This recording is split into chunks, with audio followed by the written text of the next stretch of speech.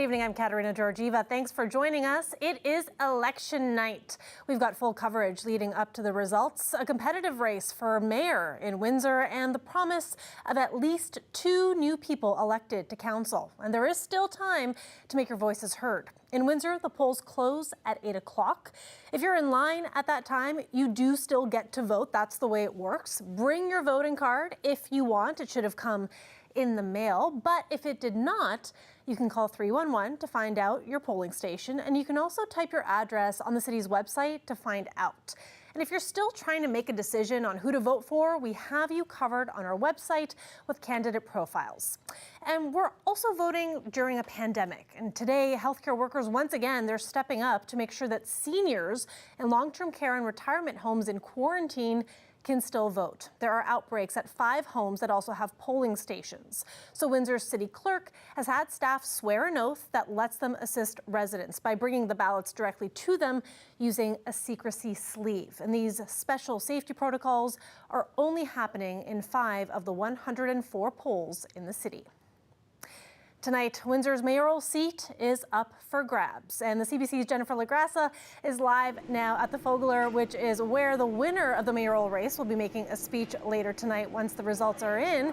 Jen, you've been closely following the Dilkens campaign, so what is he promising voters? Well, Kat, he is promising that he is leadership that delivers. That's what his campaign slogan has been. And if we take a look back at who Dilkens is, he's vying for a 3rd term as mayor in the city of Windsor. He's already done 2 terms since 2014. Prior to that was a councillor in 2006. And one of his big points has been that he is able to hold the line on taxes, keeping that affordable for Windsorites. That's the big key promise of his campaign. Another big thing that has been for Dilkens is really bringing jobs to the area, growing the area economically. So he was front and center for that EV battery plant announcement. Stellantis announced $5 billion earlier this year for that plant. That's expected to bring 2,500 jobs, more than that even. Supply chain jobs are supposed to come around that, so Dilkens really advocating for that. We're also seeing him back and stand behind the mega hospital, advocating for an accelerated timeline, saying that that in itself is also going to bring more jobs to this region. He's also made promises of safer streets, increasing, police presence, mental health and addictions supports that we're seeing. And most recently, what we saw is that he led this city through a pandemic, literally through a Zoom screen.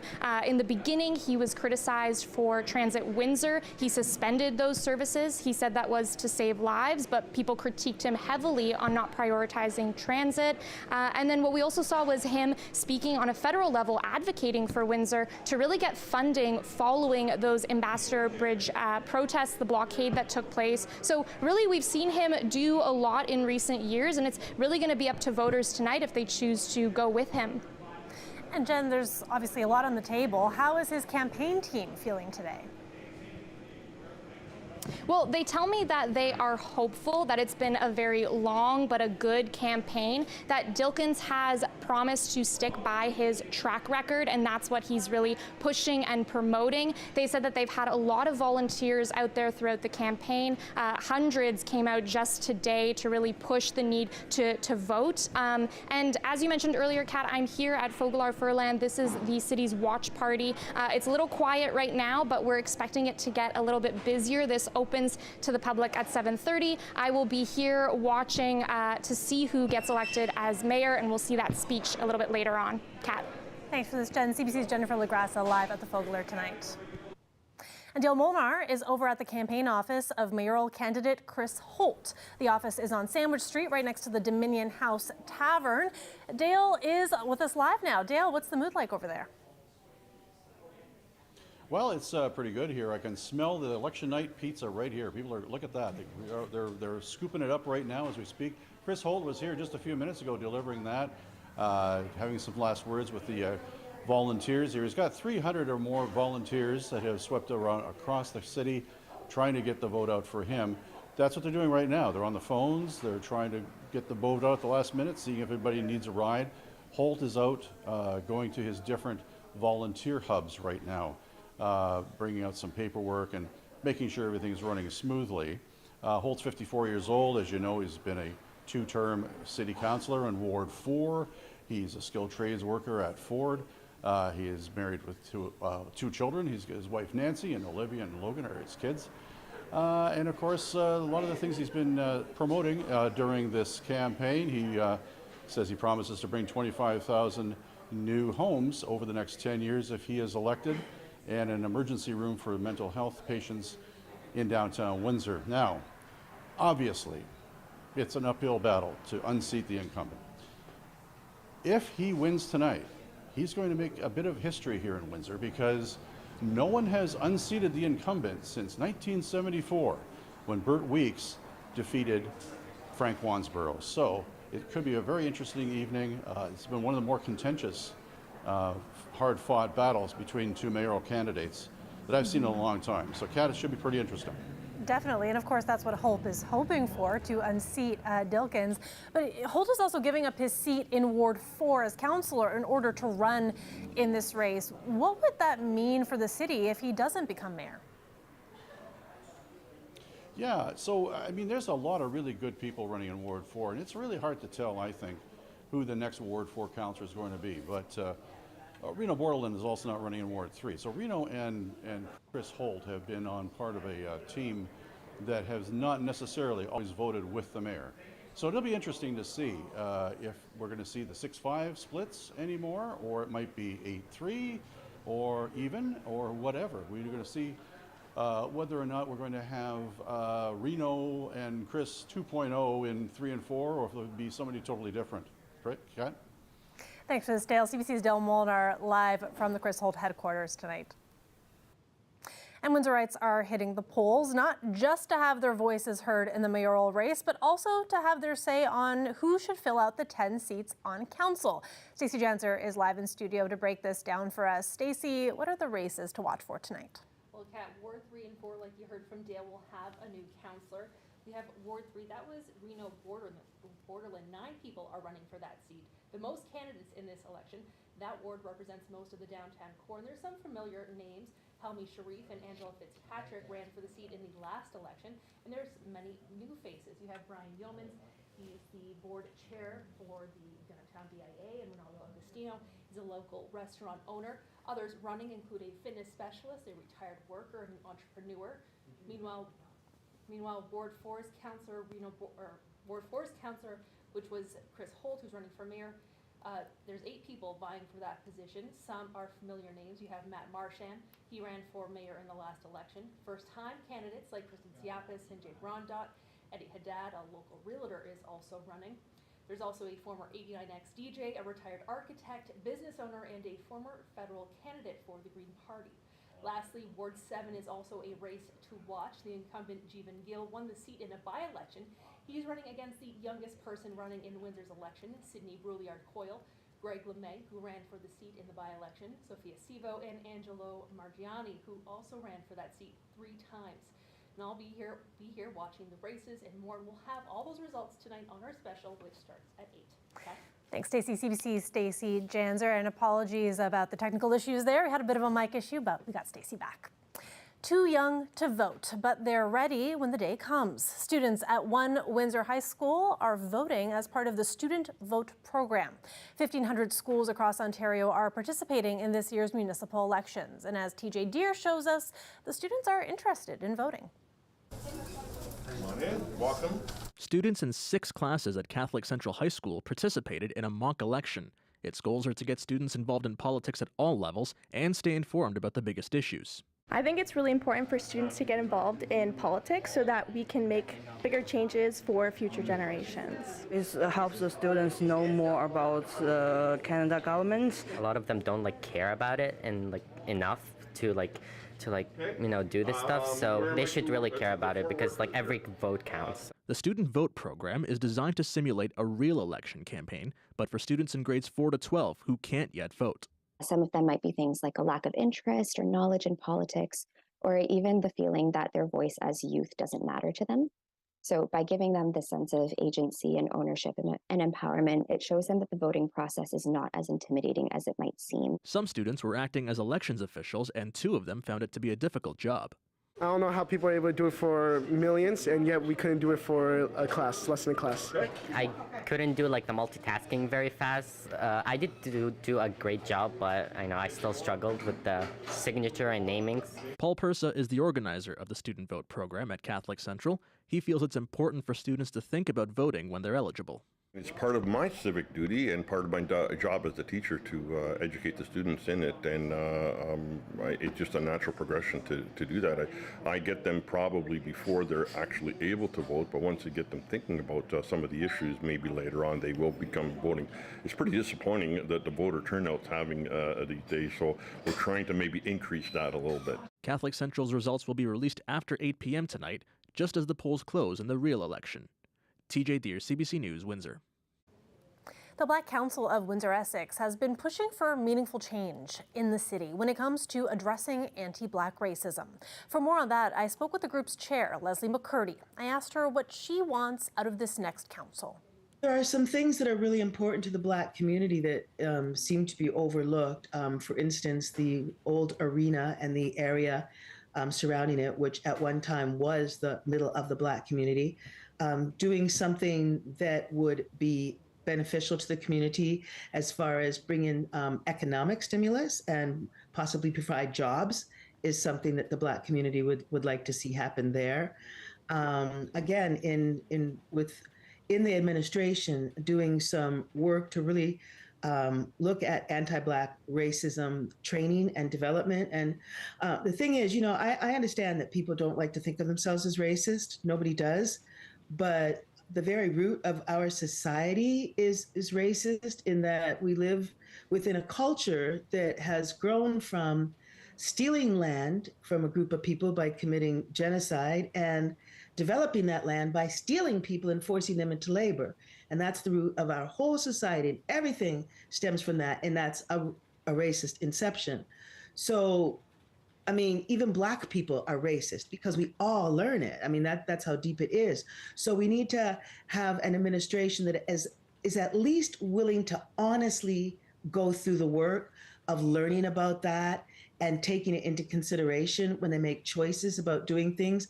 Because a lot of times the Black community, and not just the Black community, but people who are less economically advantaged, and that's not necessarily the majority of Black people, but that would be a stereotype about Black people. But those who are economically disadvantaged are also often overlooked.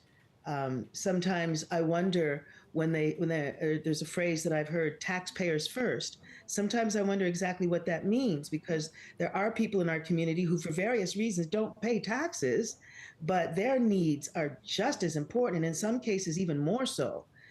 Because they need assistance to get, there's this whole idea of bringing yourselves up by your bootstraps, but what if you don't have boots? We could at least assist people with getting boots, So these are some of the things that we're looking for. We will have you covered tonight this election. I will be in studio delivering results for you live. And Windsor advocate Remy Searles will be with me. Angela Yakonich will be here as well. She's the executive director of Windsor Family Homes and Community Partnerships. And we'll also have our team of reporters bringing you the latest developments. And it all starts at 8 o'clock, just as the polls close. So make sure you tune in online at cbc.ca/Windsor and on CBC Gem. In other news, the inquiry into the federal government's use of the Emergencies Act has been hearing from Ottawa Deputy Police Chief Steve Bell today. He was the number 2 man in the department during most of the convoy protests last winter. The inquiry has also decided to get testimony from some higher profile officials. It has issued summons to Ontario Premier Doug Ford and Deputy Premier Sylvia Jones. She was the province's Solicitor General at the time. CBC's Rafi Bujikanian has the latest on today's proceedings. How come, Premier Ford, you're not testifying at this inquiry? Were you asked? Did you decline?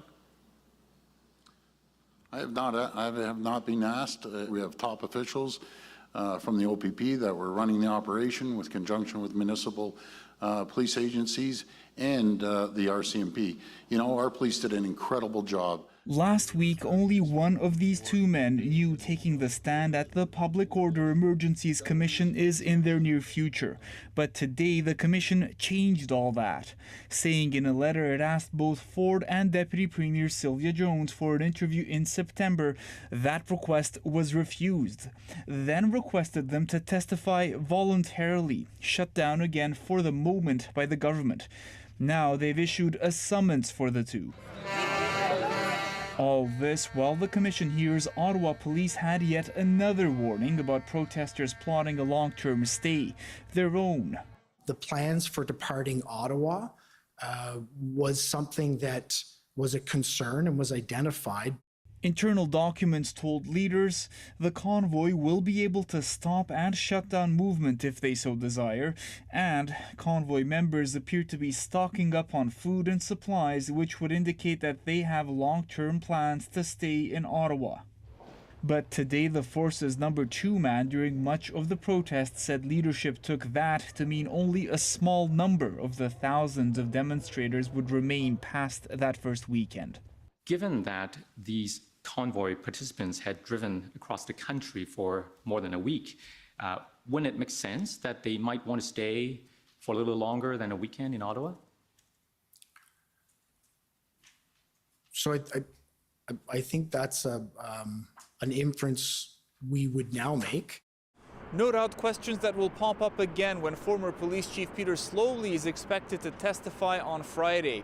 As for dates for Ford and Jones, that's still a question of not just when, but if. The Ontario government arguing for a judicial review, as it says forcing the two most powerful politicians in the province to testify would make them lose their parliamentary privilege. Rafi Bujikani on CBC News, Ottawa.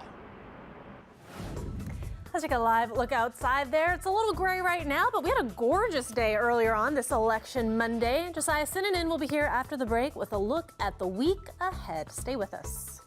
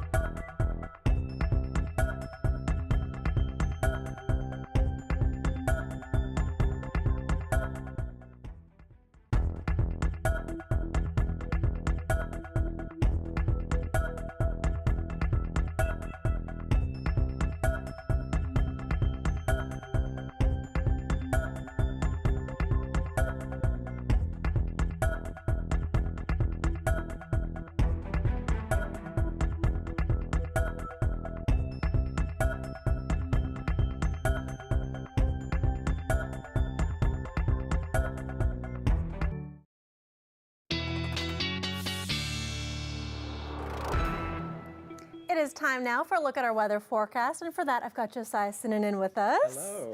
Josiah, it has honestly felt like summer has been making a comeback the last few days. It's not feeling like fall. It's been really beautiful. I know, and it's something to savor for sure. It's been a beautiful couple days, and it's going to continue into the week for the most part. We're going to have a really nice, clear night tonight. Still warm temperatures right now. We're sitting at around 22. That will drop to a low of 13.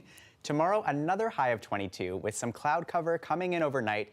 And Wednesday, it does change a little bit. We are having showers throughout the day, but still a nice high of 17. Thursday, mix of sun and cloud. That rain will reside, and we'll see a night low of 5. And Friday, pretty typical seasonal weather. High of 15 that day with sun and cloud, and the nighttime low of 6. So overall, really nice weather continuing throughout the rest of the week. And it's also very important to mention that not only is it Election Monday today, but it's also Diwali. That's Many of you are celebrating Diwali, and I hope it's been wonderful. And you got to have a really neat experience where you went to the university and got to see how some of the students were celebrating. Yeah, so lots of students at the University of Windsor celebrating Diwali today. Today is kind of the main day out of the 5-day festival.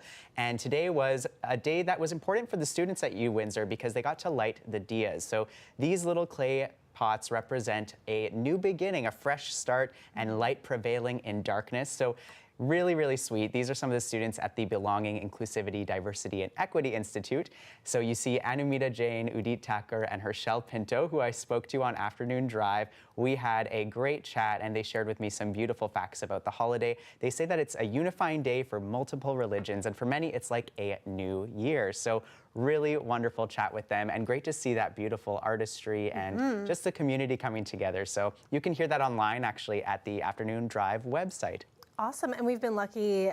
We have some members of our team here that celebrate Diwali. They've brought in some treats for us. Yes. And that's been really neat. And how also neat that it marks a new beginning. And here we are as a municipality about to, embark on a new beginning as well. Yeah, Thanks so much, and did you have any of the sweets today? I did. They were delicious. I'm waiting for my sugar crash. It's about to happen. I had so many sweets during the radio show.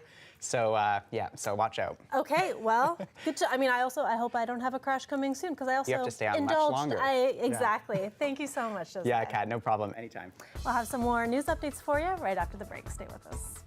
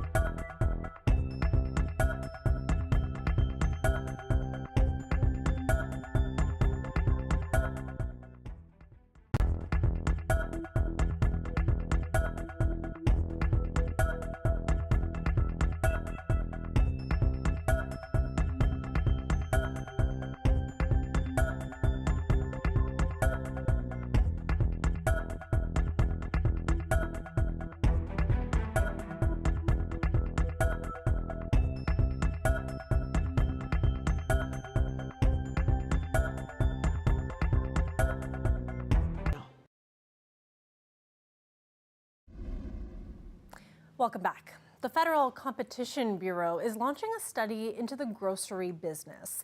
It comes as food prices rise at their fastest rate in more than 40 years. But critics say a simple study isn't good enough. There should be a full investigation. CBC's Philippe de Montigny reports. Grocery bills are going up fast, squeezing Canadians' wallets. Food prices were up 11.4% last month, so the Competition Bureau is set to probe the grocery industry with the stated goal of finding ways governments can help improve competition in the sector. The Bureau will look into pricing, barriers to entry and expansion, and what's being done in other countries to promote competition.